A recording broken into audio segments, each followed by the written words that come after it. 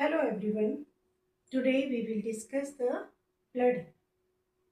Blood जो है वो चाहे वो 9th क्लास हो, 8th हो, 7th हो, 10th, 11th, 12th और कोई भी competition exam like as NEET and जितने भी NTSC ओलंपियाड वाले एग्ज़ाम्स होते हैं सब में 1 to 2 क्वेश्चंस 101% ब्लड से रिलेटेड आते हैं. तो today we will discuss about the blood, how much blood present in our body, blood का क्या रोल है, ब्लड क्या काम करता है, ब्लड के फंक्शंस, ब्लड के अंदर क्या क्या मटेरियल्स हैं, ब्लड का मेन रोल हमारी बॉडी में क्या है, एनिमल्स और ह्यूमन बीइंग्स में किस टाइप के ब्लड होते हैं, ब्लड के टाइप्स हम पढ़ेंगे, RBC, WBC, प्लेटलेट्स, उनका डिस्कशन, कैसे इम्यूनिटी हमारी बॉडी की स्ट्रांग होती है. तो हम सब ये सब आज डिस्कस करने वाले हैं. तो लास्ट तक मेरी वीडियो में बने रहिएगा. किसी ने भी अभी चैनल को सब्सक्राइब नहीं किया तो मेरे चैनल को सब्सक्राइब कीजिए, लाइक कीजिएगा और अगर कोई आपका डाउट है तो प्लीज़ कमेंट बॉक्स में बताइएगा. चलते हैं. Blood. So what is blood?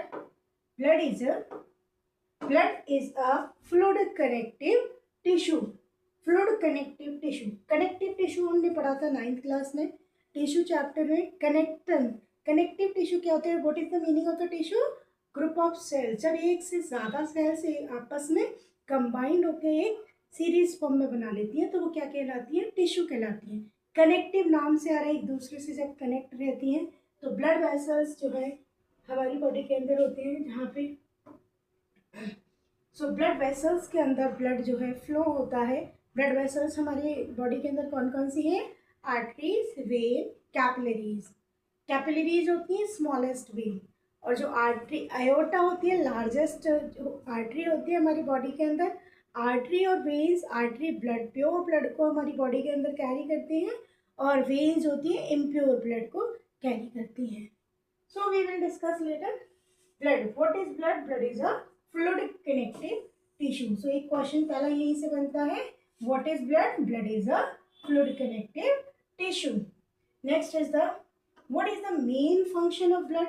Blood का काम क्या है? ऑक्सीजन को ट्रांसपोर्ट करना, न्यूट्रिएंट को सेल्स को प्रोवाइड करना और जितने भी CO2 एंड वाटर और अदर वेस्ट मटेरियल है उनको क्या करना? बॉडी से बाहर निकालना. So blood is a fluid connective tissue, carry the transport oxygen, nutrient provide करना like as carbohydrate, minerals जितने भी हैं उनको माइक्रो हो या मैक्रो हो, दोनों टाइप के न्यूट्रिएंट्स की बात कर रहा है, माइक्रो एंड मैक्रो. मैक्रो के अंदर आ जाते हैं जितने भी आपके एलिमेंट्स हैं, मैक्रो के अंदर आ जाते हैं कार्बोहाइड्रेट, प्रोटीन, विटामिन, फैट, ये सारे. कार्बोहाइड्रेट, proteins, vitamins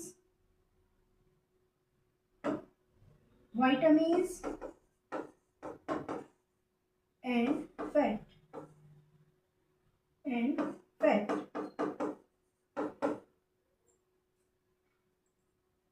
ये हो गए आपके मैक्रो वाले. सो ऑक्सीजन का ट्रांसपोर्ट करना, CO2 और वेस्ट मटेरियल का बाहर निकालना, हर एक सेल को न्यूट्रिएंट प्रोवाइड करना. जो भी हमने फूड खाया है उस फूड को बॉडी के हर पार्ट तक पहुंचाना, हर एक सेल तक पहुंचाना. ब्रेन को भी तो खाना चाहिए, तो ब्रेन को खाना कौन देगा? ये ब्लड के थ्रू ही तो जाएगा ब्रेन में. तो ये सेल्स पास से ब्लड वेसल जाती हैं सेल मेम्ब्रेन से होती हुई, तो वेस्ट अच्छा मटेरियल सब मेम्ब्रेन को देती जाती हैं, वेस्ट मटेरियल को हटाती हुई जाती हैं. नेक्स्ट.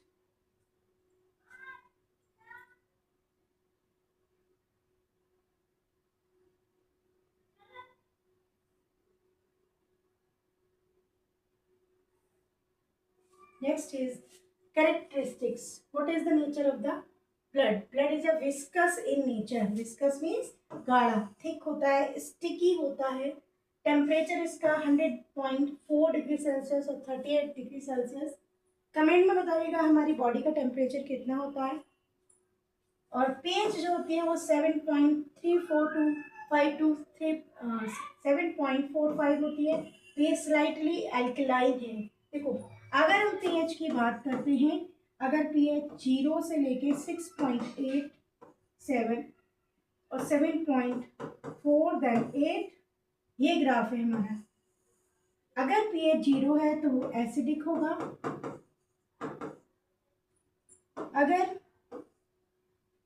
pH 6.8 है तो वो होगा स्लाइटली एसिडिक, अगर pH 7 है तो वो होगा न्यूट्रल, और अगर pH की वैल्यू 7.4 है तो होगा स्लाइटली अल्कलाइन, स्लाइटली एल्कलाइन। अगर pH की वैल्यू 8 है तो होगा फुल्ली एल्कलाइन। एल्कलाइन का मतलब जानते हो? एल्कलाइन होता है बेसिक नेचर, तो कैसा है? हल्का बेसिक नेचर का है ये ब्लड का pH। ब्लड का कलर कैसा है? वेरीज करता है ऑक्सीजन कंटेंट के साथ। अगर ऑक्सीजन की सप्लीमेंट्री ज़्यादा है तो ब्राइट रेड होगा, और ऑक्सीजन कम है तो डार्क रेड होगा। आपने देखा होगा जब पहाड़ों पे माउंटेन पे जब जो लोग रहते हैं वो उनका जो है ऑक्सीजन उनके में डार्क रेड होता है, तो देखा होगा वो गोरे होते हैं और उनके जो ब्लड बॉडी में जो है ब्लड दिखाई देता है एकदम रेड कलर के चिक होंगे, और आपके हाथ वाथ एकदम रेड कलर के होंगे, तो वहाँ ऑक्सीजन की कमी होती है। इसकी वजह से अगर आयरन ऑक्सीजन के साथ कम कंबाइन कर रहा है तो डार्क रेड कलर होगा, और अगर ज़्यादा कर रहा है तो ब्राइट रेड कलर होगा। वॉल्यूम की हम बात कर लें,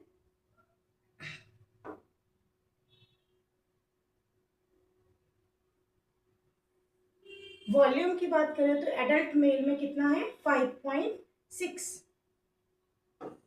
और उसमें कितना है एडल्ट फीमेल में? 4.4 to 5 लीटर। क्लियर? तो फीमेल में 4 to 5 और मेल में कितना है? 5 to 6 लीटर। ये है ब्लड का कैरेक्टरिस्टिक। सिंपल था। Viscous nature, temperature 38 degree Celsius, pH 7.4, slightly alkaline, oxygen content very करता है, लेस ऑक्सीजन के साथ bright red, light dark oxygen, less oxygen के साथ डार्क रेड, और अगर बहुत ज़्यादा क्वांटिटी में ऑक्सीजन है तो ब्राइट रेड। मेल में 5 to 6 लीटर एंड फीमेल में कितना होगा? फीमेल में होगा 4 to 5 litre. Next is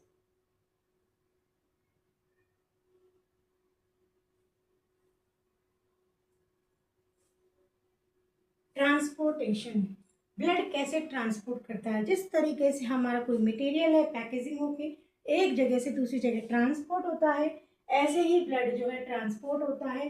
blood हमारे लंग्स में जाके प्यूरिफाई होता है, और फिर वो ऑक्सीजन प्यूरिफाई होके ऑल ओवर द बॉडी की सेल्स में, चाहे वो ब्रेन के न्यूरोग्लिया सेल्स हों, चाहे वो ओवरऑल बॉडी हो, किडनी की सेल्स हों, चाहे वो लंग्स की सेल्स हों, चाहे वो लिवर की सेल्स हों, हिपैटिक सेल्स हों, चाहे वो स्टमक सेल्स हो, इंटेस्टाइन सेल्स हो, ऑल ओवर द बॉडी वो लंग्स में क्या होगा?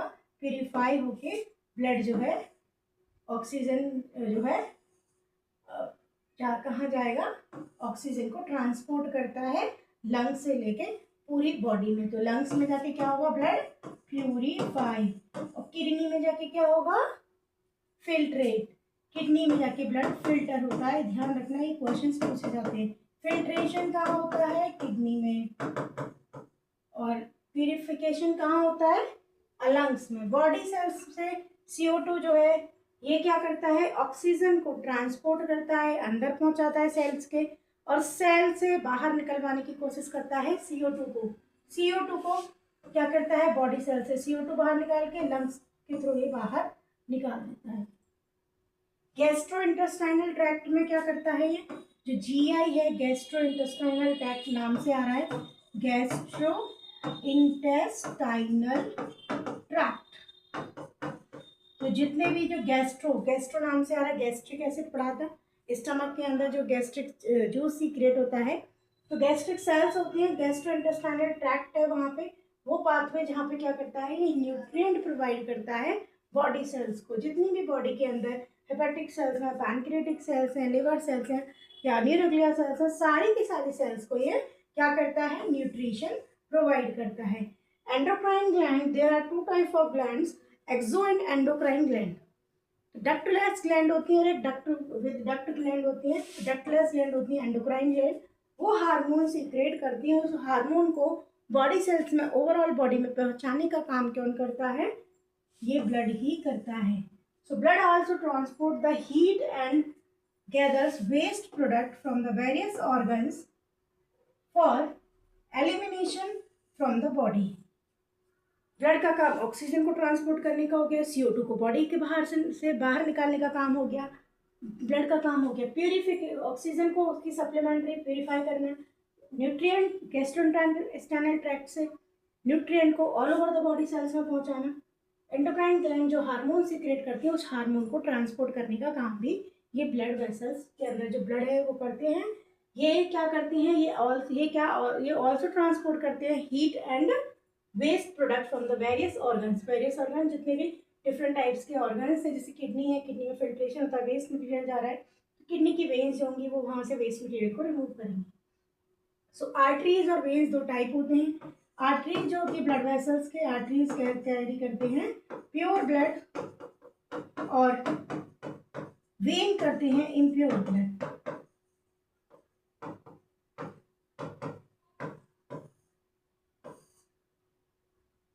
Next,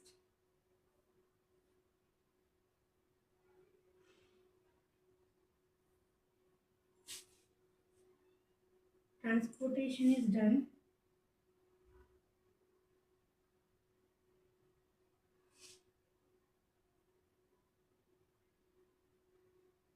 next is regulation।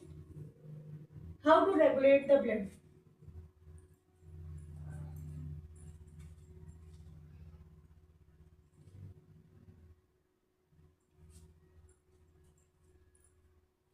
So regulation में पहले हम ट्रांसपोर्टेशन की बात कर ली।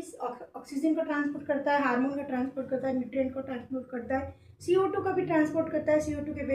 CO2 और वेस्ट मटेरियल को बॉडी से बाहर निकालता है, बॉडी के टेम्परेचर को मेंटेन करता है, हीट मेंटेन करता है, तो ट्रांसपोर्ट करता है हीट को भी। अगर जो है रेगुलेशन की बात करें तो ये क्या रेगुलेट करता है, ये मेंटेन करता है होम्योस्टैसिस। होम्योस्टैसिस का मतलब होता है बॉडी के अंदर टेम्परेचर को मेंटेन करना, मेंटेन बॉडी टेम्परेचर। तो ये हमारी बॉडी के टेम्परेचर को मेंटेन करता है।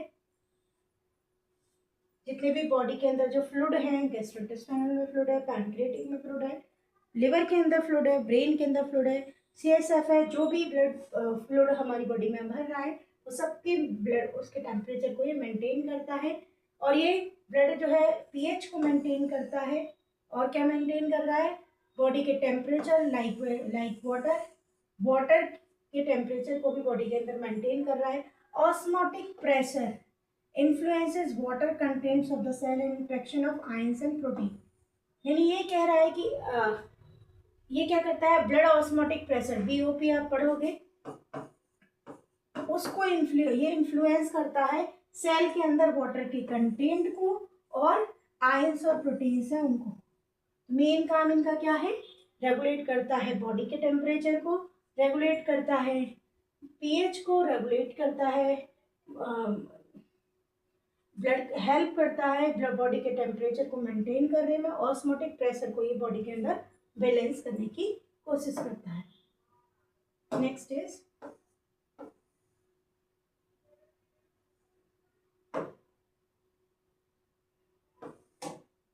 प्रोटेक्शन। ब्लड क्या करता है, एक्सेसिव ब्लीडिंग होने से बचाता है। ब्लड जो है एक्सेसिव ब्लीडिंग होने से बचाता है। ब्लड क्या काम क्या है, protects from excessive bleeding। WBCs protect against infection, very important। WBCs, RBCs, white blood corpuscles या white blood cells, ये हमारी बॉडी में प्रेजेंट होते हैं। हमारे जो इनका काम क्या है, ये जो है T और B सेल हमारी बॉडी के अंदर होती है, वाइट ब्लड सेल, और ये क्या करते हैं, हमारी इम्यूनिटी को स्ट्रॉन्ग करते हैं। इन्फेक्शन, कोई भी बॉडी के अंदर पैथोजेंस, कोई भी वायरस बैक्टीरिया जब अटैक करता है तो उससे बचाने के लिए हमारी बॉडी की ये T और B सेल्स को एक्टिवेट करते हैं, और उसके बाद एक्टिवेट करने के बाद जो भी इन्फेक्शन क्रिएट होता है उस इन्फेक्शन से ये फाइट करते हैं। तो WBCs क्या करते हैं, मेनली हम इनको इम्यूनो बूस्टर भी बोल सकते हैं, और ये इन्फेक्शन से लड़ते हैं, fight against the infection. Blood proteins कौन कौन सी होती हैं? एंटीबॉडीज। एंटीबॉडीज जो होती हैं वो हमारी बॉडी में प्रोड्यूस होती हैं, जो एंटीजन से फाइट करती हैं, जो भी पैथोजन बैक्टीरिया वायरस आता है।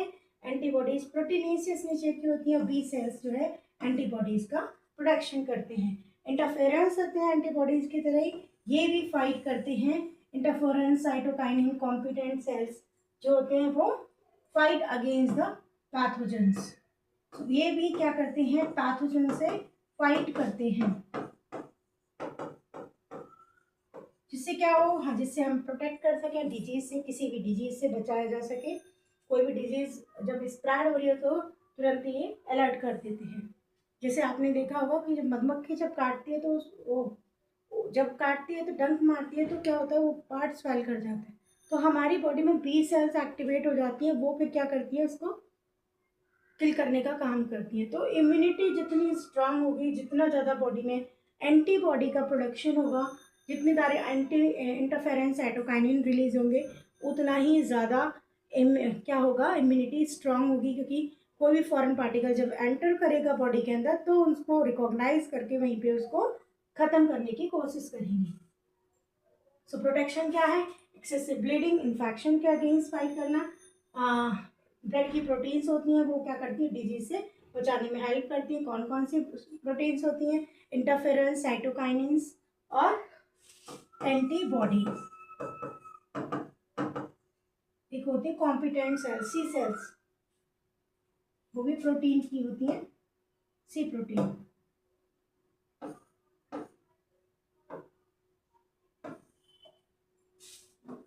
Next is blood plasma. A straw colored fluid, blood is red in color because due to the presence of the some amount of proteins, RBCs. RBCs होते हैं red blood corpuscle, जिसमें haemoglobin होता है। Haemoglobin जो है iron से बना होता है और हीमोग्लोबिन की वजह से ही ब्लड का कलर रेड होता है। तो ब्लड किसका बना होता है? प्लाज्मा और वाटर कंटेंट का। तो ब्लड के अंदर प्लाज्मा का अमाउंट कितना होता है? 91.5%। ब्लड प्लाज्मा जो है वो किस किस का बना होता है, ये देख लेते हैं। ब्लड प्लाज्मा बनाता है 91.5% वाटर का, अदर सॉल्यूट्स का, प्रोटीन्स का। तो ब्लड प्लाज्मा के अंदर क्या होते हैं, आपके ब्लड प्लाज्मा जो है उसके अंदर होता है आरबीसीज, रेड ब्लड सेल्स, डब्ल्यूबीसीज, white blood cells, platelets,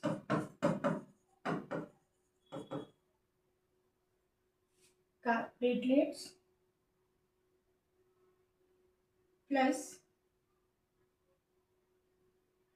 proteins,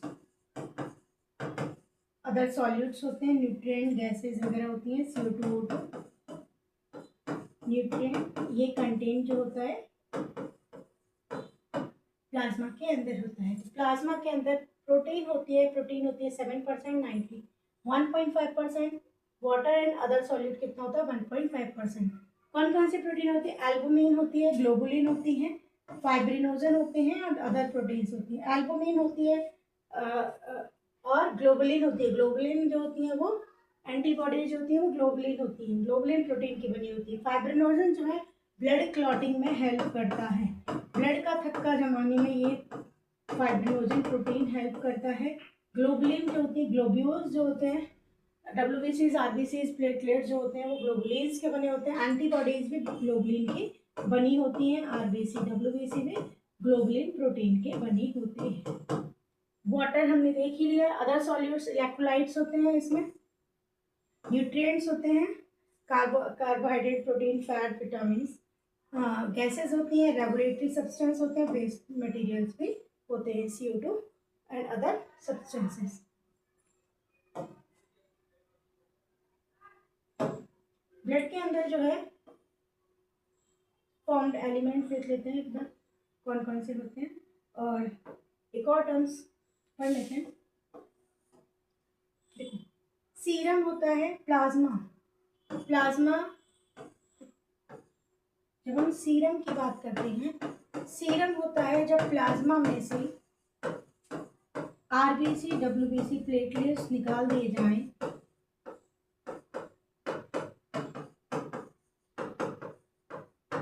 क्या होगा, ये कहलाएगा सीरम। पूछा जाता है क्वेश्चन, सीरम का कलर जो होता है येलोइश कलर का होता है, येलोइश रेड कलर का होता है। जब आपने देखा होगा जब चोट वोट लग जाती है तो क्या होता है उस टाइम पे, जब चोट लग जाती है तो उस टाइम पे थोड़ी देर बाद जो है ब्लड क्लॉट हो जाता है और घाव बंद हो जाता है, उसके आसपास येलोइश कलर का ब्लड बन जाता है, that is known as serum. तो सीरम जो है ब्लड में, प्लाज्मा में से जब हम क्या निकालते हैं, आरबीसी डब्ल्यूबीसी प्लेटलेट्स निकालते हैं तो वो क्या कहलाएगा, सीरम कहलाएगा।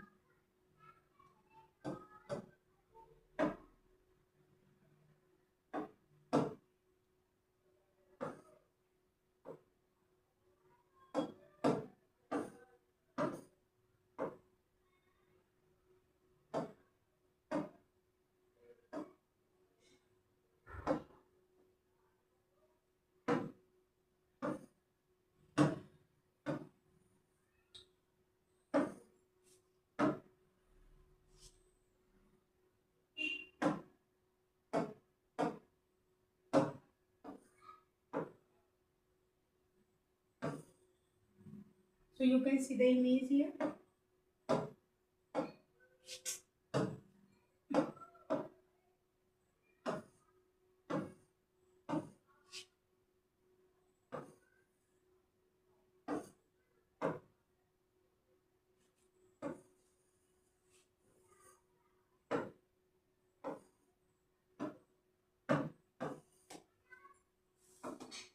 सो कितने फॉर्म एलिमेंट्स कौन कौन से होते हैं, आरबीसी डब्ल्यूबीसी है प्लेटलेट्स। आरबीसी कितना होता है, रेड ब्लड सेल्स, इसका अमाउंट होता है 4.8 मिलियन टू 5.8 मिलियन आरबीसी होते हैं, रेड ब्लड सेल्स होते हैं। डब्ल्यूबीसी होते हैं, रेड ब्लड सेल्स को कौन बनाता है, ये आपके रेड बोन मैरो में बनते हैं। और बोन मैरो एक टाइप का फ्लूइड है जो प्रेजेंट होता है थाइज में, शोल्डर्स में और ऑल ओवर द बॉडी। इनके पॉइंट्स होते हैं जहाँ जाके ये बोन के अंदर ये बोन मैरो बनती है, फ्लूइड होती है उनके यहाँ, उनके अंदर जाके ये आरबीसी डब्ल्यूबीसी और प्लेटलेट्स का फॉर्मेशन होता है। वाइट ब्लड सेल्स जो होती है 5 to 10,000 होती हैं, ये दो पार्ट में डिवाइड होती है। प्लेटलेट्स होती है 1,50,000 से 4 लाख तक के बीच में।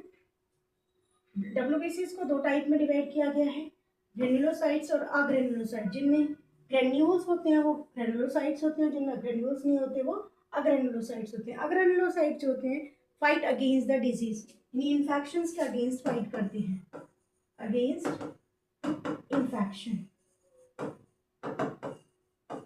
और जो ग्रेन्यूल्स होते हैं यानी ये कौन कौन से होते हैं, लिम्फोसाइट्स एंड मोनोसाइट्स। लिम्फोसाइट्स में आपके टी सेल्स और बी सेल्स होते हैं, 20 से 25% होते हैं T cells and B cells, ये होते हैं लिम्फोसाइट्स। और मोनोसाइट्स जो होते हैं वो 3 to 8% होते हैं। बेसोफिल्स, यहाँ ग्रेन्यूल्स होते हैं वो न्यूट्रोफिल्स, बेसोफिल्स और इयोसिनोफिल्स। इयोसिनोफिल्स होते हैं 2 to 4%, न्यूट्रोफिल्स होते हैं 60 to 70% और बेसोफिल्स होते हैं 0.5 to 1%। जब भी हम ब्लड टेस्ट कराते हैं तो उसमें ये सब आपके कंटेंट मिलते हैं आपके अंदर, ब्लड का अमाउंट कितना है, ब्लड का हीमोग्लोबिन कितना है, कितना उसका ब्लड का आपका कलर कैसा है, ब्लड की पीएच कितनी है, ब्लड के अंदर ग्रेनुलोसाइट्स और ग्रेनुलोसाइट का अमाउंट कितना है।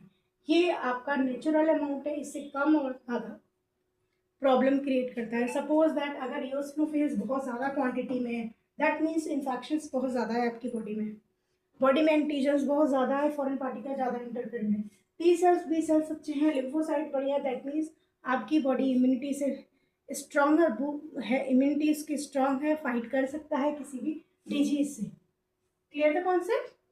सो डब्ल्यूबीसीज होते हैं दो टाइप के, granulocyte neutrophil, basophil eosinophils, granulocyte lymphocytes and monocytes. RBCs का जो अमाउंट होता है वो 4.8 to 5.8 होता है, डब्ल्यूबीसी का 5,000 to 10,000 and 1 lakh to 50,000 to 4 lakh होता है प्लेटलेट्स। और प्लेटलेट्स डाउन हो जाती है तो बहुत सारी डिजीज हो जाती है। जैसे डेंगू में सुना होगा कि प्लेटलेट घट गई, जिससे क्या होगा, बॉडी के अंदर इम्यूनिटी जो है डाउन हो जाएगी।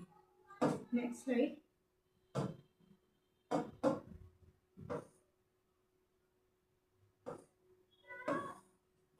So you can see the here plasma yellow colour का जो आपको दिखाई दे रहा है, उसमें व्हाइट सेल डब्ल्यूबीसीज हैं, प्लेटलेट्स जो आपको पर्पल कलर से नजर आ रहे हैं, और यहाँ पे डब्ल्यूबीसीज और ये है RBCs red in colour.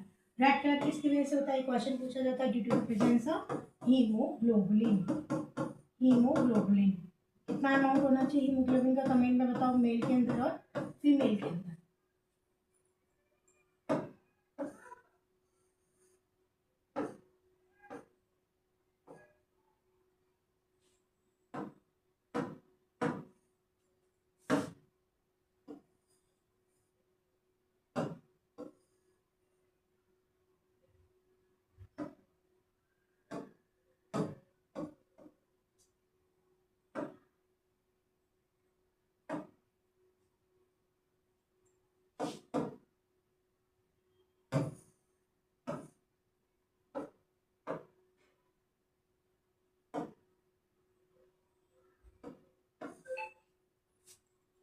Next is हीमोक्रिट।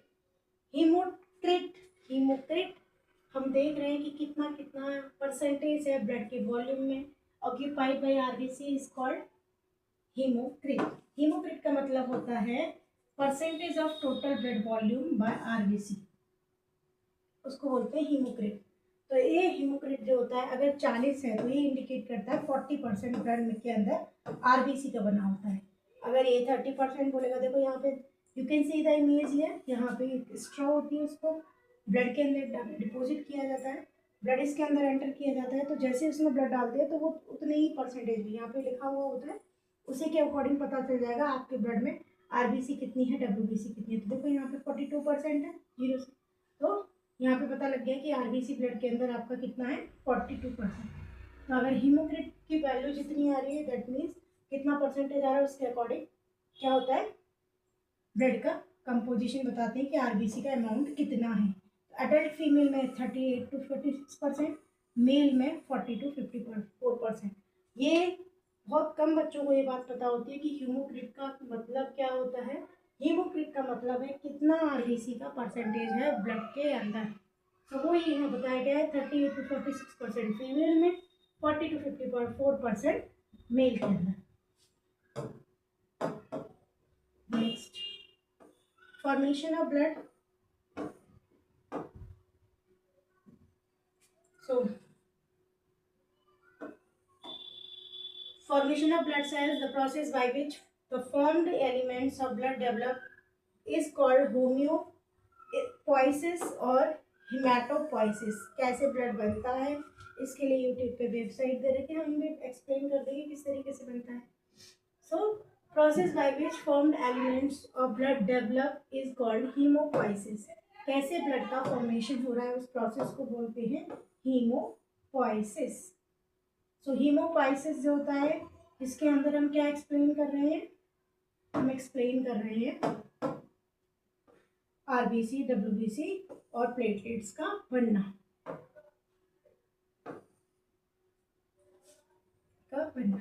So this is the structure of the RBC. You can see the image here. कैसे ये सेल्स दिखाई देनी है आपको। तो आरबीसी जो होते हैं बाइकॉन के डिस्क लाइक स्ट्रक्चर होता है, रेड कलर का पिगमेंट है, रेड ऑक्सीजन कंटेंट होते हैं ब्लड सेल्स, इसके अंदर ऑक्सीजन कैरिंग प्रोटीन होते हैं, that is known as haemoglobin. HB से इसको डिनोट करते हैं हीमोग्लोबिन। और ये एक ऐसा पिगमेंट है जिसकी वजह से ब्लड का कलर रेड होता है, बाइकॉनकेव होता है आरबीसी। साइज इसका 7 to 8 माइक्रोमीटर और 1 माइक्रोमीटर इज इक्वल टू होता है 10 to the power 6 metre. So 6 - 6 metre. RBC के अंदर कोई न्यूक्लियस नहीं होता है। साइटोसोल आरबीसी की जिसके अंदर हीमोग्लोबिन मॉलिक्यूल्स होते हैं। लाइफ स्पेन बहुत इंपॉर्टेंट है, क्वेश्चंस पूछा जाता है all competitive exams like as NEET और एनटीएससी में पूछा जाता है कितना ज़्यादा लाइफ स्पेन इसका 100 से 120 डेज का होता है, और जो बच्चा होता है इन्फेंट्स होता है उसमें 80 to 90 डेज का होता है। यानी आपकी बॉडी में 120 दिन के अंदर आरबीसी पुरानी खत्म हो जाते हैं, नया आरबीसी का फॉर्मेशन हो जाता है। सो लाइफ स्पेन इसका 120 डेज है। न्यूक्लियस होता नहीं है, 7 to 8 साइज में होते हैं, बाइकॉनकेव स्ट्रक्चर है, हीमोग्लोबिन प्रेजेंट होता है जिसकी वजह से आरबीसी का कलर रेड होता है। और आरबीसी के बनने की प्रोसेस को बोलते हैं एरिथ्रोपोइसिस। और ये कहाँ बनता है, एरिथ्रोपोइसिस कोएसिस। और आरबीसी का कलर रेड किसकी वजह से होता है? Due to the presence of haemoglobin. कहाँ जाके बनेंगे ये बनेंगे red pole man. Next is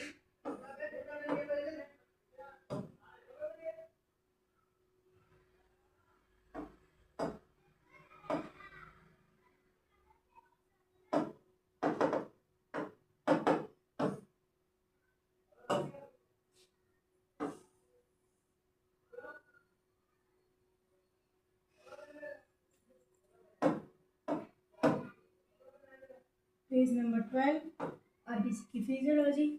RBC क्या करता है? ऑक्सीजन को ट्रांसपोर्ट करता है। मेन काम इसका ट्रांसपोर्टेशन का है।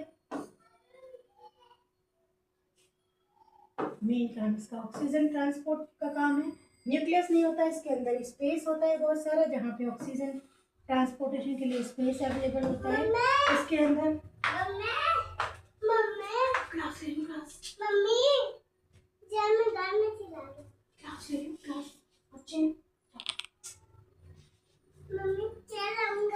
नहीं नहीं, क्लास चल रही बेटा, क्लास चल रही है बच्चे। प्लीज बेटा, बेटा मेरी क्लास चल रही है, प्लीज। मैं थक गया। दूध लिया वहां से। हिलाना नहीं, हिलाना नहीं। हिल गया पूरा।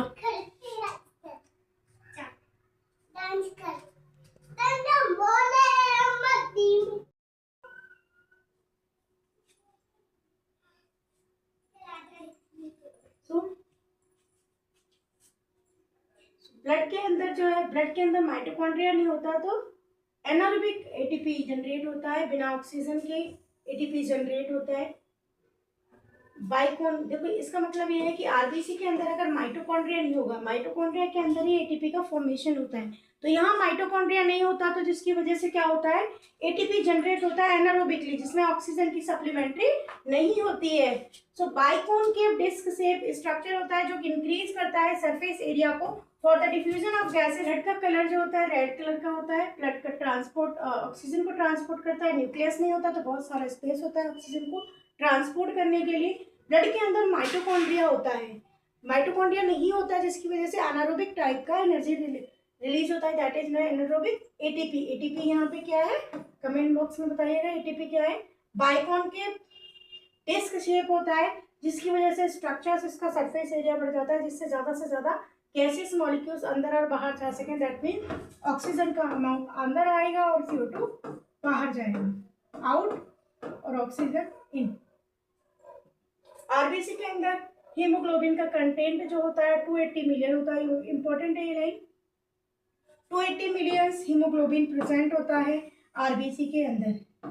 Haemoglobin, haem means colour, haem means red colour, haem means red colour, और ग्लोबुलिन मीन्स प्रोटीन। तो रेड कलर की प्रोटीन होती है, इसी को हम हीमोग्लोबिन कहते हैं, जो आयरन से मिलकर बनी होती है। आयरन कंटेनिंग कंपाउंड होता है इसके अंदर। नेक्स्ट,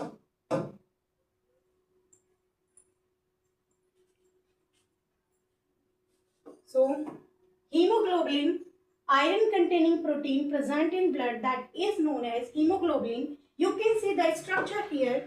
So यहाँ पे आप देख रहे हो कि किस तरीके से RBC, beta chains, alpha chains, iron है यहाँ पे, किस तरीके से हीम प्रोटीन है इसके अंदर, बीटा चेन है, अल्फा चेन है, और helical shaped of polypeptide molecules. तो इस तरीके से हीमोग्लोबिन का स्ट्रक्चर है, जहाँ पे ग्लोबुलिन प्रोटीन है, हीम ग्रुप है, और उसके साथ चारों तरफ से प्रोटीन की कवरिंग है। चार जो है मॉलिक्यूल्स आपको दिखाई दे रहे होंगे जो कनेक्ट है आयरन से। आयरन से 2 अल्फा चेन और 2 बीटा चेन कनेक्ट होती हैं। अल्फा इस तरीके से होती है, अल्फा अल्फा, और बीटा बीटा। अपोजिट में होती है, अल्फा इधर, बीटा इधर, अल्फा इधर, बीटा इधर। ये alpha alpha alpha beta beta chain. So haemoglobin जो है आयरन कंटेनिंग पिगमेंट है। नॉर्मल ह्यूमन फीमेल के अंदर जो है वो 12 से 15 होता है, और मेल के अंदर 13 to 17 होता है। हीमोग्लोबिन का रेट कम हो जाता है तो क्या होता है, ब्लड के अंदर आरबीसीज का कंटेंट कम है। हीमोग्लोबिन प्रोटीन कम है। हीमोग्लोबिन प्रोटीन ग्लोबुलिन प्रोटीन होती है। हीमोग्लोबिन में 4 पॉलीपेप्टाइड चेन होती है, 2 अल्फा होती हैं और 2 बीटा चेन होती हैं। चारों चेन जो है एक दूसरे से बाउंड होती है। Non protein pigment that is known as iron, haem. So haem group है, हीम ग्रुप के अंदर क्या होता है, iron containing compound. Each haem ring has iron ions. Iron ion combine with oxygen molecule. यही आयरन जो है प्रोटीन है, ग्लोबुलिन प्रोटीन होते हैं, हीम ग्रुप होता है, हीम ग्रुप में आयरन होता है जिससे 2 अल्फा 2 बीटा चेन जुड़ी होती है प्रोटीन की, अमीनो एसिड्स की, और ऑक्सीजन इसके साथ जाके कंबाइन होता है।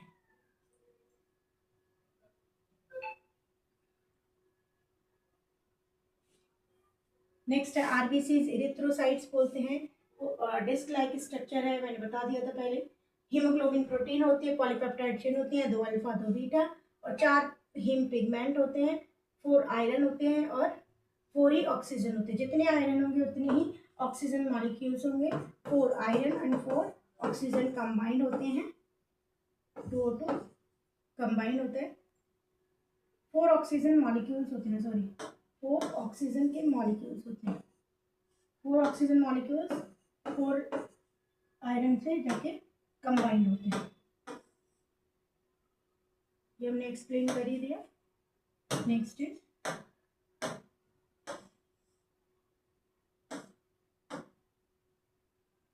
हीम। ऑक्सीजन मॉलिक्यूल्स जो हैं बाउंड जो होते हैं रिवर्सिबल इन नेचर होते हैं, बॉन्ड होता है रिवर्सिबल नेचर का होता है। ब्लड फ्लोज होता है tissue capillaries. Iron oxygen reactions होती हैं, रिवर्स होती हैं, आयरन ऑक्सीजन जाती हैं, एंटर करती हैं। ऑक्सीजन पहले रिलीज होता है फर्स्ट इस इंटेस्टाइनल स्पेस में, देन सेल्स में जाता है। हीमोग्लोबिन ट्रांसपोर्ट होता है 23% of total CO2 from metabolic. जो भी मेटाबॉलिक प्रोसेस होती हैं उसमें जो हीमोग्लोबिन है 23% जो है CO2 के साथ जाके कंबाइन होता है। Blood flowing through tissue capillaries pick up CO2। जो टिश्यू कैपिलरीज होती हैं वो CO2 को पिकअप करती हैं और जो कंबाइन होती है अमीनो एसिड ग्लोबुलिन चेन के अंदर जो अमीनो एसिड होते हैं। So as blood flow through lungs CO2 is released from haemoglobin and then exhale. देखो ऑक्सीजन हीमोग्लोबिन के साथ कंबाइन होता है तो इनहेल होता है, और ऑक्सीजन जब CO2 के साथ हटता है तो CO2 के साथ तो बोलता है एक्सहेल। ये प्रोसेस है, हम डिटेल में बाद में पढ़ेंगे।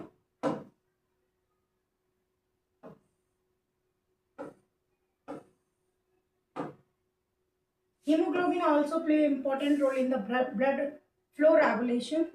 Blood जो है role in regulation of blood flow.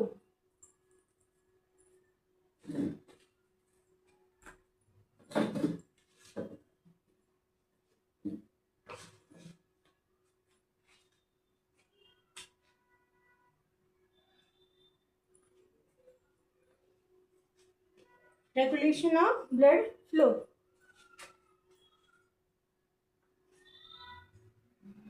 So hemoglobin plays an important role in regulation of blood flow and blood pressure.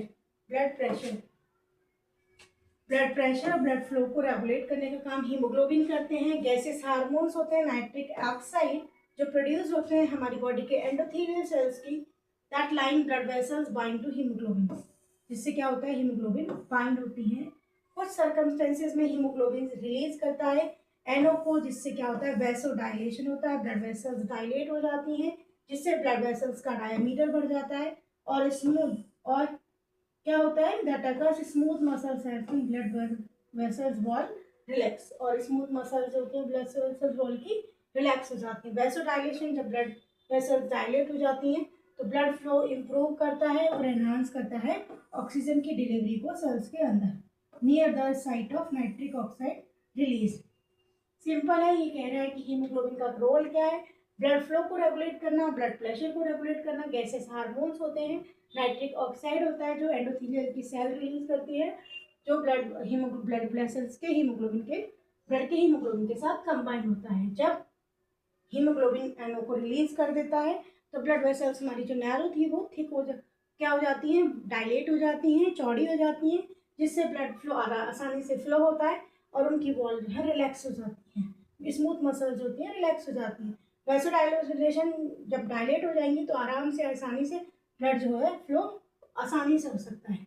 बहुत ज़्यादा ब्लड वैसोडाइलेशन होने की वजह से क्या होता है, बीपी भी बढ़ जाता है। ये भी थोड़ा सा ध्यान रखने की चीज़ है।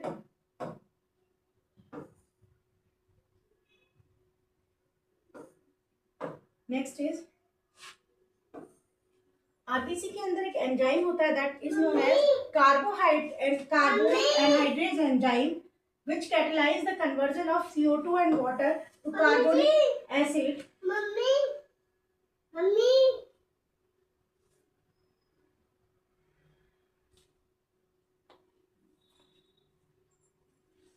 ओम,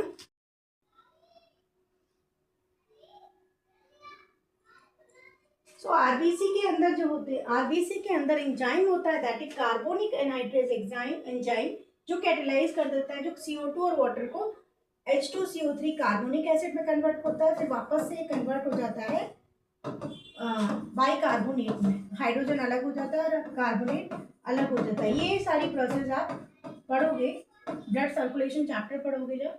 सो CO2 और वाटर जो होता है आरबीसी के अंदर एंजाइम होता है कार्बोनिक एनहाइड्रेज, वो एंजाइम क्या करता है, CO2 और वाटर को कंबाइन करके कार्बोनिक एसिड बनाता है, उसके बाद बाइकार्बोनेट बनता है। तो ये दो रिएक्शन इंपॉर्टेंट है, यानी 70% CO2 जो है ट्रांसपोर्ट होता है ब्लड प्लाज्मा के अंदर टिश्यू सेल से लंग्स, और जिससे बाइकार्बोनेट फॉर्म होता है। और it also serve as an important buffer in extra cellular fluid. तो एक्स्ट्रा सेलुलर फ्लूइड जो होता है उसके अंदर जो लिक्विड बना होता है, बफर एक सॉल्यूशन होता है which resist changes in pH when acidic और alkaline is added to it. हमने एक सॉल्यूशन बनाया जिसमें हम देखते हैं कि इसकी पीएच कैसी है, एसिडिक है या अल्कलाइन है। अल्कलाइन है तो एसिडिक बनाएंगे, थोड़ा स्लाइटली चेक करते हैं क्या क्या हमें ऐड करना है इसके अंदर, उसी को हम बफर बोलते हैं। वो एक्स्ट्रा सेलुलर फ्लूइड जो बाहर की साइड में फ्लूइड होता है उसको एक्स्ट्रा सेलुलर फ्लूइड बोल रहे हैं। उसमें जो बफर होता है उसमें बाइकार्बोनेट होता है। 70% ऑक्सीजन जो है ब्लड प्लाज्मा में जो ट्रांसपोर्ट होता है वो कैसे होता है, टिश्यू सेल से लंग्स की तरफ किस फॉर्म में होता है, बाइकार्बोनेट फॉर्म में होता है। तो आरबीसी के अंदर नेक्स्ट लाइफ स्पेन की हमने बात कर ही ली थी आरबीसी की। आरबीसी की अब हम बात करते हैं लाइफ साइकिल ऑफ आरबीसी, फिर इरिथ्रोपोइसिस पढ़ेंगे, फिर डिस्ट्रक्शन पढ़ेंगे। तो आरबीसी का लाइफ साइकिल की बात करते हैं कि 120 दिन का होता है आरबीसी, 120 डेज का होता है।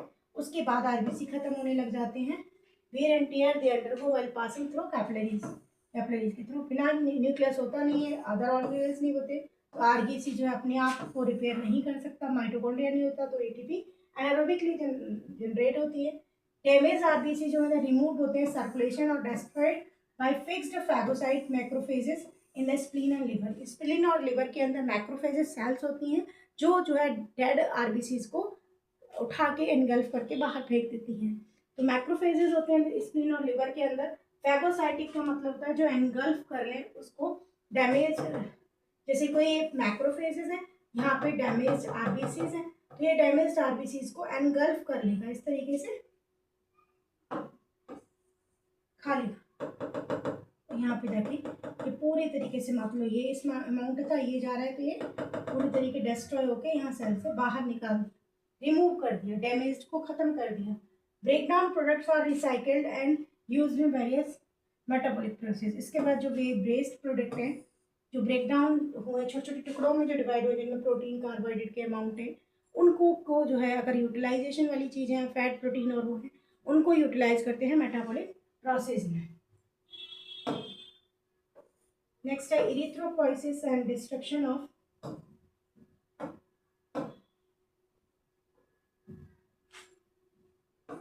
मीनिंग है इरिथ्रोपोइसिस एंड डिस्ट्रक्शन और रिसाइकलिंग ऑफ आरबीसी। इरिथ्रोपोइसिस का मतलब होता है production of RBC, formation of RBCs, production या फॉर्मेशन ऑफ आरबीसीज। कहाँ बनते हैं, रेड बोन मैरो में बनते हैं। इरिथ्रोपोइटिन क्या होता है, ये एक टाइप का प्रोटीन होता है आरबीसी के अंदर। हार्मोन होता है जो रेगुलेट करता है आरबीसी के प्रोडक्शन को। डैमेज्ड आरबीसी को रिमूव किया जाता है स्प्लीन, लिवर और बोन मैरो के अंदर। इनकी कौन करते हैं, मैक्रोफेजेस करते हैं। एक स्पेशलाइज सेल्स होती हैं जो फैगोसाइटिक नेचर की होती हैं, जो डैमेज और ओल्ड आरबीसी को ख़त्म कर देती हैं। नेक्स्ट,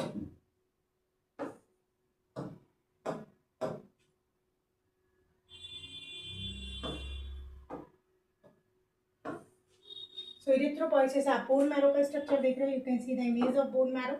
बोन मैरो होती है जो इस तरीके से बोन है, बोन के अंदर बोन मैरो होती है।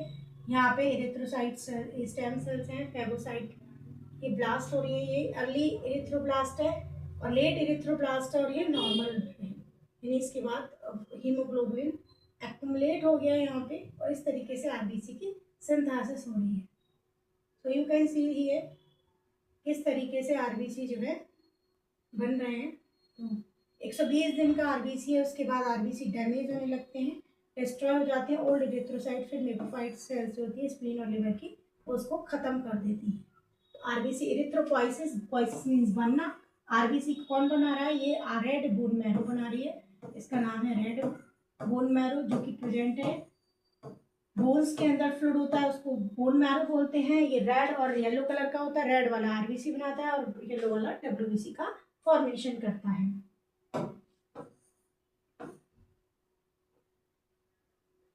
So you can see here किस तरीके से मैक्रोफेजेस, लिवर सेल्स, स्प्लीन और लिवर सेल्स और रेड बोन मैरो में होते हैं। आरबीसी जो है डिस्ट्रॉय हो गए फेगस और फैगोसाइटिक इन नेचर। तो यहाँ देख रहे हो आरबीसी के अंदर हीम और ग्लोबुलिन स्प्लिट हो गया।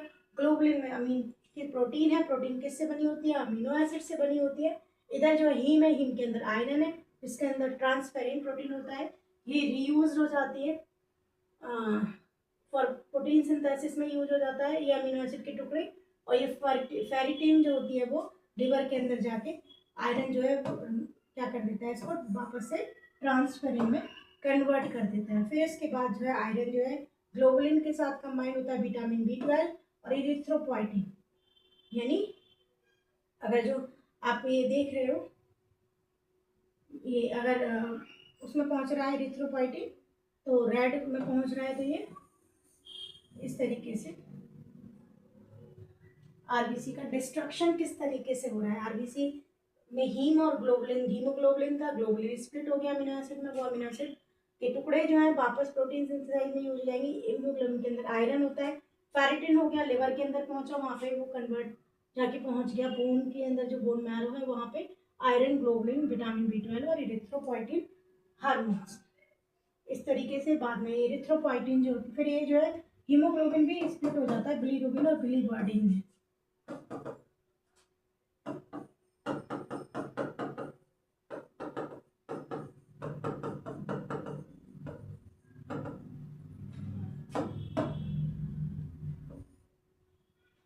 नेक्स्ट है आरबीसी का life span 120 days, biconcave shape होता है, हीमोग्लोबिन कंटेंट होता है, इसके अंदर नाइट्रिक ऑक्साइड भी होता है, इसके अंदर कार्बोनिक हाइड्रेट्स एंजाइम होते हैं। और ये आरबीसी का कलर रेड किसकी वजह से होता है, रेड बोन मैरो जो है आरबीसी का फॉर्मेशन करता है। कलर रेड होता है हीमोग्लोबिन की वजह से, हीमोग्लोबिन बना होता है haem plus globulin, globulin protein है, हीम एक आयरन कंटेनिंग कंपाउंड है जिसमें 2 अल्फा 2 बीटा चेन से ये जुड़ा हुआ होता है हीम ग्रुप, और ये ऑक्सीजन के साथ कंबाइन होकर ऑक्सी हीमोग्लोबिन बनाता है। जितना ज़्यादा ऑक्सीजन होगा उतना ही ज़्यादा हीमोग्लोबिन ही क्या होगा, हीमोग्लोबिन का कंटेंट ज़्यादा होगा और हीमो कलर जो है रेड कलर का होगा, डार्क और कम ब्राइट होगा। और जितना ज़्यादा ऑक्सीजन कम ऑक्सीजन होगा, जितना कम ऑक्सीजन होगा उतना ही वो डार्क रेड कलर का blood.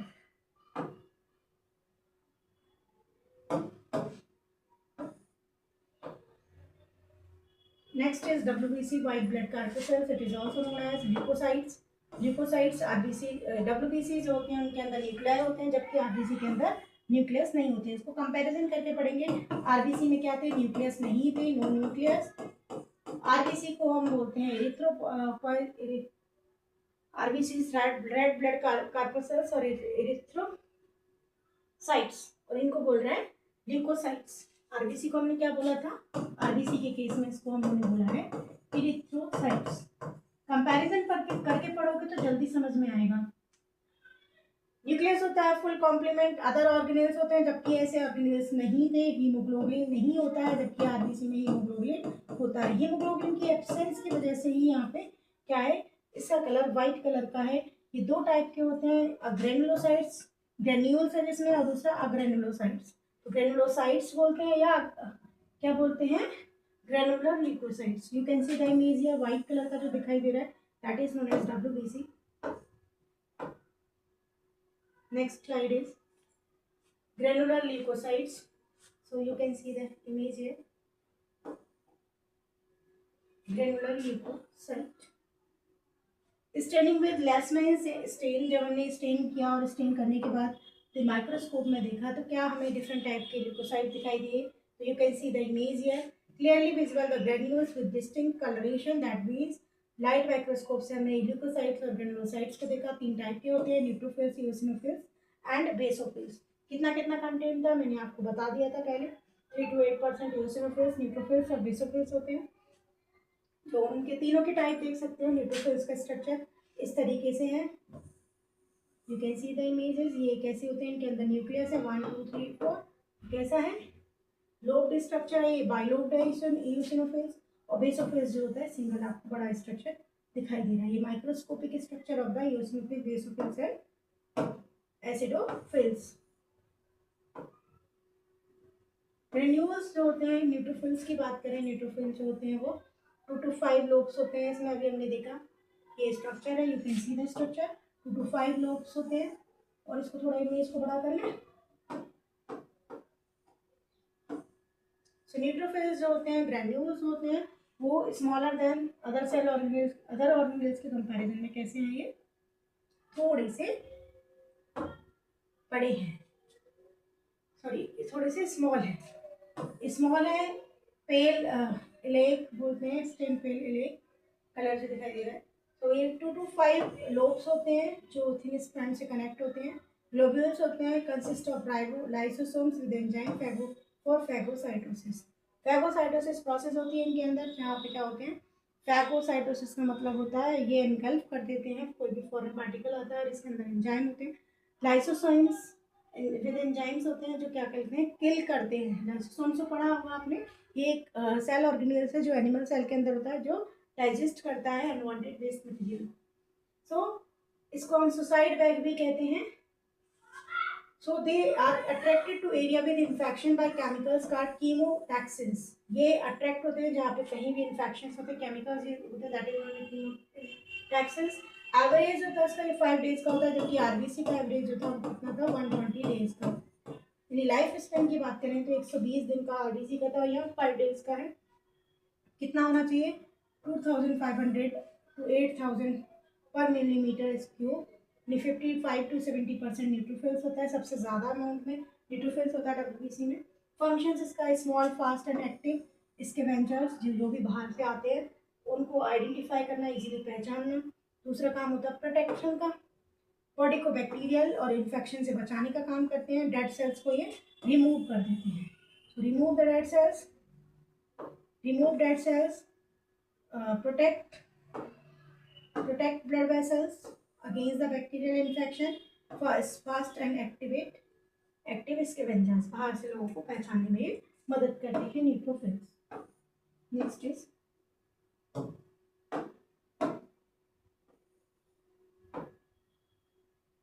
You can see the images in microscope.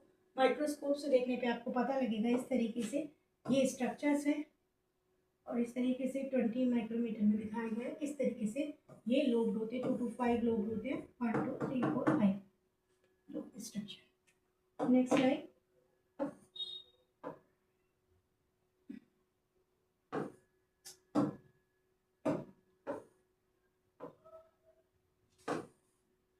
Eosinophils जो होते हैं वो लार्ज यूनिफॉर्म साइज के होते हैं ग्रैन्यूल्स, और ये आपके होते हैं रेड ऑरेंज कलर के. ये होते हैं रेड ऑरेंज कलर के. एसिडिक डाई से हम डाई डालेंगे तो पता लगेगा किस तरीके से हैं. You can see the image here, यहाँ पे आपको विजुलाइज हो रहा है, बाइलोब्ड स्ट्रक्चर दिख रहा है. एक ये है लोब और एक ये है, पतली सी स्टार्क से कनेक्ट है एक दूसरे से. सो इसका जो होता है 30 to 500 पर मिलीमीटर क्यूब जो होता है, ये 2 to 4% टोटल WBC के अंदर इओसिनोफिल्स होते हैं. न्यूक्लियस जो होते हैं वो ज़्यादातर होते हैं 2 लोब्ड हैं जो एक दूसरे से कनेक्टेड है क्रोमैटिन के थिक स्ट्रैंड से. Function eliminate the parasitic like worms using toxic materials stored in the granules. Accumulation of eosinophils occur in allergic reaction. Hypersensitivity eosinophils help in controlling the inflammation, mosquito bite, asthma and skin allergy. जिन लोगों को भी asthma और skin से allergy है तो उनकी body के blood में eosinophils का अमाउंट बहुत ज़्यादा मिलेगा. सो eosinophils का बेसिक रोल क्या है, ये क्या करते हैं, पैरासाइट जितने भी बॉडी के अंदर आ जाते हैं उसको एलिमिनेट करने की कोशिश करते हैं. और अगर ये इकट्ठा हो रहा है eosinophil ज़्यादा, दैट मीन्स आपकी बॉडी में एलर्जिक प्रोसेस ज़्यादा हो रही है, बहुत ज़्यादा अमाउंट में एलर्जी है, एलर्जिक रिएक्शन से आपकी स्किन हाइपर सेंसिटिव है. और ये कंट्रोल करते हैं इन्फ्लामेशन, या मॉस्किटो ने काटा या अस्थमा है या स्किन की कैंसर रिलेटेड डिजीज है, उसको ये कंट्रोल करने की कोशिश करते हैं. तो eosinophils का अमाउंट होता है 2 to 4% होता है बॉडी के अंदर.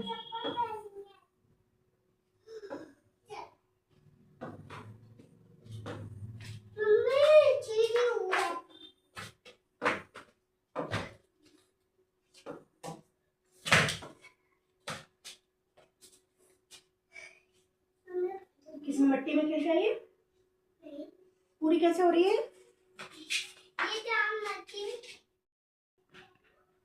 बेसोफिल्स की बात करें तो हम बेसोफिल्स जो होता है वो ग्रेन्यूल्स होते हैं, राउंड होते हैं, वेरियस साइज होते हैं, स्टेन करने पे ब्लू और पर्पल कलर के दिखते हैं. बेसिक डाई जब आप डालेंगे तो 2 लोब होते हैं इसके अंदर, साइटोप्लाज्मिक ग्रेन्यूल्स पैक्ड होते हैं जिसके अंदर हेपारिन और हिस्टामिन जो, और इसके अलावा अदर सब्सटेंस होते हैं. वेरी इंपॉर्टेंट है, जो इन्फ्लामेशन को प्रमोट करते हैं. ये दोनों इन्फ्लामेशन को प्रमोट करते हैं. स्वेलिंग जब हो जाती है तो उस टाइम पे उसको प्रमोट करते हैं, बताते हैं, आइडेंटिफाई करते हैं कि कोई फॉरेन पार्टिकल्स अंदर आया है. तो इनके अंदर एंटीकोगुलेंट हेपारिन होता है जिससे ब्लड जो है क्लॉटिंग से बचाया जा सकता है. और इसके अंदर हिस्टामिन होता है जो रिलीज करता है, सब्सटेंस रिलीज होता है जब कोई एलर्जी बहुत ज़्यादा बॉडी के अंदर होती है. तो ये इन्फ्लामेशंस को कम करने का, कंट्रोल करने का काम करता है. सो प्रमोट करने का काम करता है. सो 0.5 to 1% जो होता है वो टोटल WBCs में होता है. तो सबसे ज़्यादा न्यूट्रोफिल होता है, than eosinophils, than basophils.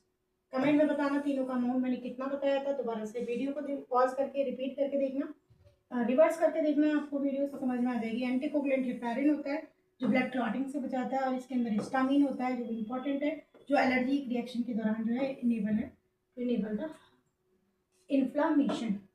Next,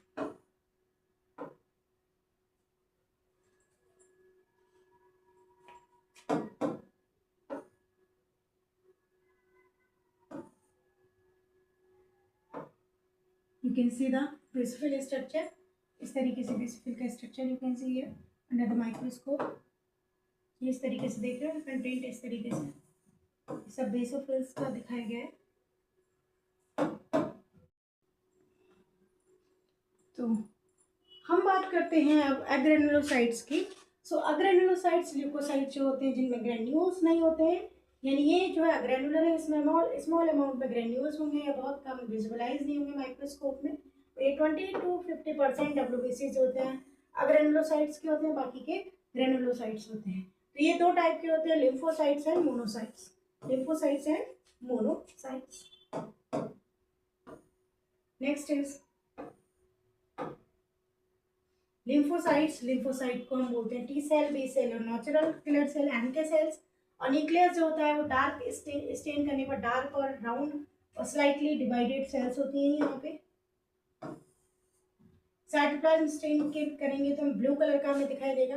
larger cell होती हैं, मोर साइटोप्लाज्म का कंटेंट बहुत ज़्यादा होता है.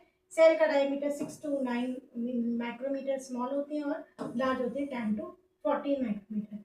20 to 40% ऑल RBC WBCs में ये क्या होते हैं, काउंटिंग होती है. इम्यून रिस्पॉन्स को मेंटेन कर मीडिएट करते हैं. एंटीजन एंटीबॉडी इंटरेक्शंस होता है लिम्फोसाइट के अंदर. प्लाज्मा सेल्स में बीटा जी सेल्स जो होते हैं डेवलप होते हैं जो सीक्रेट करते हैं एंटीबॉडीज का, और एंटीबॉडीज होती है क्या, एक ग्लोबुलिन प्रोटीन होती है, गामा ग्लोबुलिन प्रोटीन होती है. टी सेल्स होती हैं, इनके अंदर अटैक होती हैं, attack invading virus, cancer cells and transplanted tissue. जितने भी ट्रांसप्लांटेड टिश्यूज होते हैं या फिर कैंसर सेल्स होती हैं, वायरस से होती है, उस पर अटैक करती हैं और बीटा सेल्स एंटीबॉडीज का प्रोडक्शन करती हैं.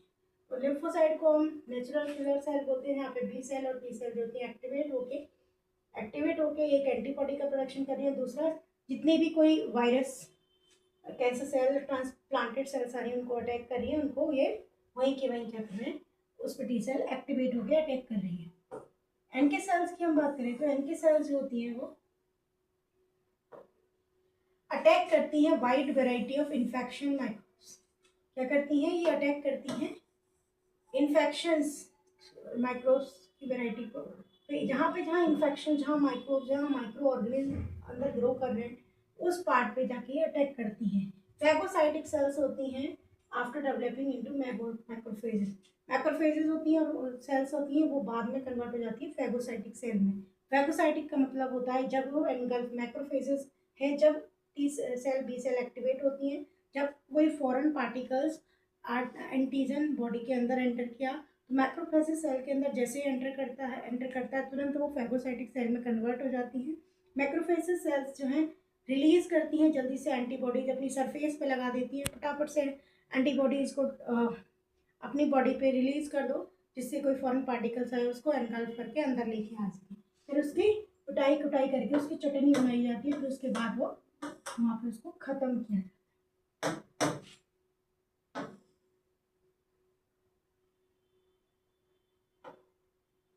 So you can see the lymphocyte under the microscope, small and large in size. ये साइज दिखाई गए हैं, you can see the image here. So large size, small size के lymphocytes और ये डिफरेंट जो दिखाई दे रहे हैं वो क्या हैं, सारे lymphocytes। नेक्स्ट हम बात करते हैं मोनोसाइट्स की।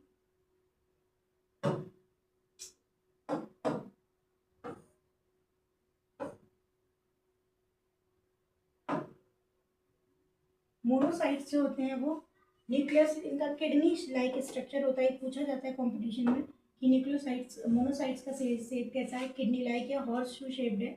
ये नीट में कई बार क्वेश्चन आ चुका है। और साइटोप्लाज्म में ब्लू ग्रे कलर का होता है और ये अपीयर होते हैं वेरी फाइन ग्रेन्यूल्स में, छोटे छोटे लाइसोसोम के फॉर्म में दिखाई देते हैं।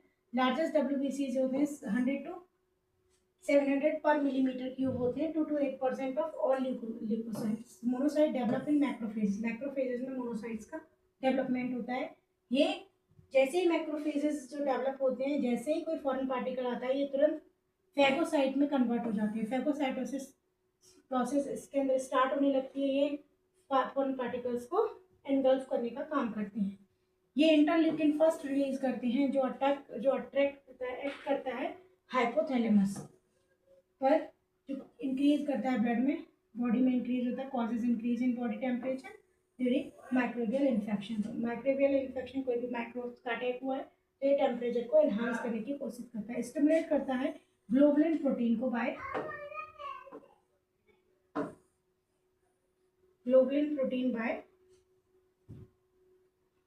Liver.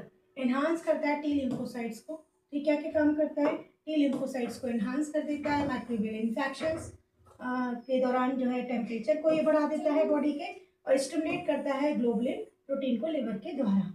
So we have done the WBCs and RBCs, so we have completed the RBCs and WBCs। So next video में मिलते हैं, जब तक के लिए टाटा बाय बाय। अगर आपने मेरी वीडियो को पसंद कीजिए आती है तो वीडियो को लाइक कीजिएगा, कमेंट कीजिएगा और सब्सक्राइब करना मत भूलिएगा। नहीं, मिलते हैं नेक्स्ट पार्ट में, जब तक के लिए टाटा बाय बाय।